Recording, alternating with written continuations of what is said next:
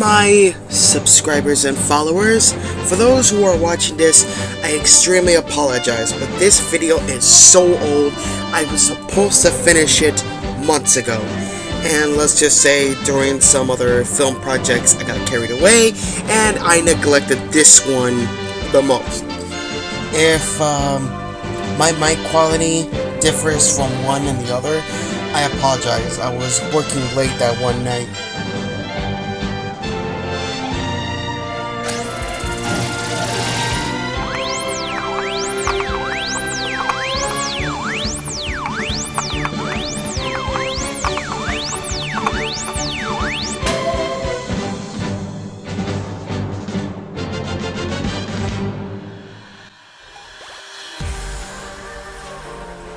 So, with my apology, allow me to explain this review. It's known as Pocket Monsters in Japan. But over here, we called it Pokémon. The greatest, biggest toy franchise besides Hasbro. Game Freak and Nintendo decided to partner up to create this franchise into the biggest thing since Pop-Tarts. First, it was trading cards. Then, it was the games. Then, the anime. Then, the frickin' movies. But the franchise kept growing and growing. It never stopped, and it never died. And unfortunately, looking at it right now, just like a similar franchise, it should have stopped. I have been collecting all my life, except there are certain things I wish I had my hands on. But what can I say? There's just far too many things out there that I just can't get. But enough about treasure hunting for the merchandise. Let's talk about the game that I discovered years ago. See, my family and I were going to a Goodwill store, and I came across this weird but creative bootleg system that actually looked like a freaking PlayStation 1.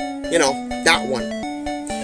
So, I took it home, cleaned it up, plugged it in, and okay, it was chock full of other bootleg games. But the game that stood out the most was a Pokemon bootleg game called Pocket Monster. If anyone remembers that Pikachu bootleg Super Nintendo game that Jontron played, this was an 8-bit version of that game, and apparently it has much more to deliver.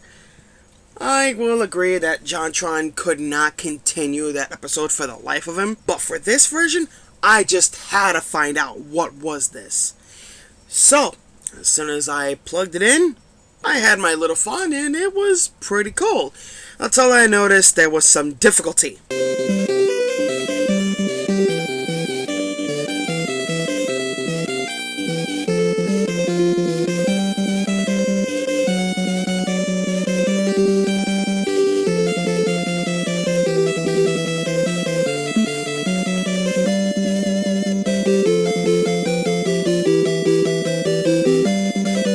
So, as the level begins, we see Pikachu come out of the Pokeball.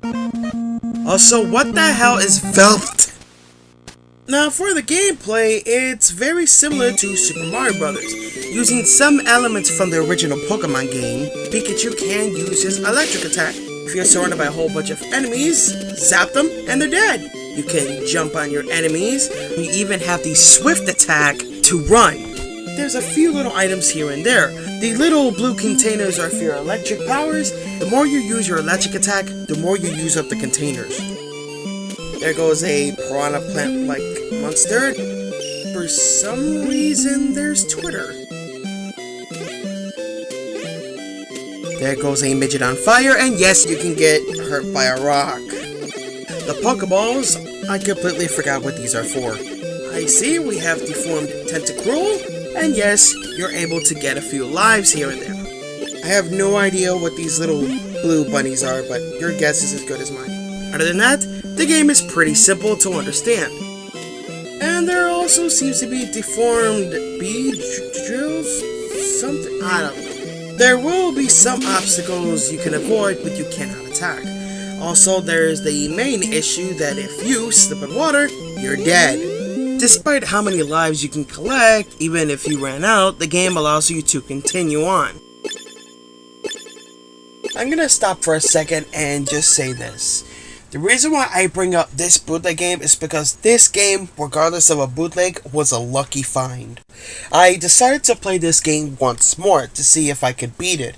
Then I decided to pause for a minute and grab some food or something. However, I forgot to unpause and I accidentally moved Pikachu, and that's when I discovered I was able to move Pikachu across the screen. Pikachu literally flying across the screen. My discovery was rare, so that means whoever made this bootleg, somebody was not paying attention while programming the game. So I decided, let me see what can I do with this. I decided to skip every single difficult level and just see what's on the end of each stage. Oh, there are bosses. The first boss, even though it barely resembles, is Lapras.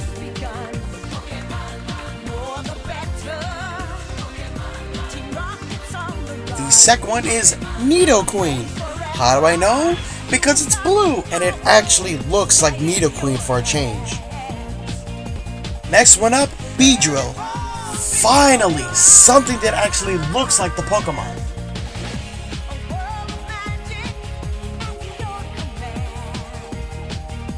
Last but definitely not least, Blastoise. This was a cool fight. Unfortunately, I noticed that Blastoise didn't actually use his water attack. Now that I think of it, neither of the other bosses used their attacks either. After you defeat all these bosses, that's pretty much it. You beat the game. Congratulations!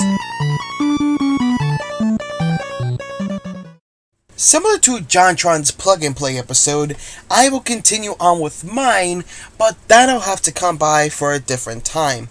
Polystation was somewhat of a good Nintendo system. Playing as Pikachu for the game, not so bad. The fact that you could actually use the electric attack, the swift attack, and it looks a little bit like a Mario game, if by fucking drugs. But so far the game is actually pretty cool. You get to play as Pikachu for the first time. Literally. So by that end, I should say that as a bootleg game, it's all good. I mean... Squirtle! Squirtle! Squirtle! Squirtle! Excuse me for a second.